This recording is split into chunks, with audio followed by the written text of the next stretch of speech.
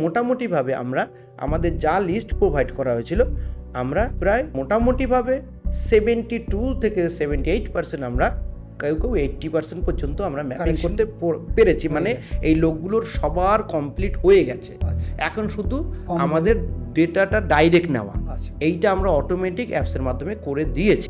এখন তাদের সরজমিনে কাগজ কুড়ানোর কাজ চলছে, বাংলা কথা।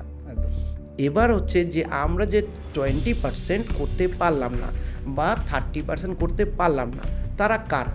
এর মধ্যে ম্যাক্সিমাম রয়েছে বিবাহিত বউরা, যারা নিজের বাপের বাড়ি থেকে 2000 পরে শ্বশুর বাড়িতে এসেছে, যারা নাম তুলেছে, ভোটার লিস্টে নাম আছে, কিন্তু তারা ম্যাপিং আমরা করিনি।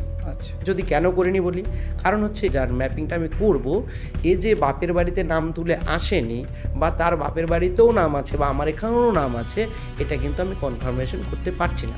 কনফার্ম করতে পারবো তখনই যখন সে 2002-এ তার বাপের বাড়ির কোথায় ঠিকানা আমি তো যাইনি, আমি তো হাউস টু হাউস ভিজিট করিনি।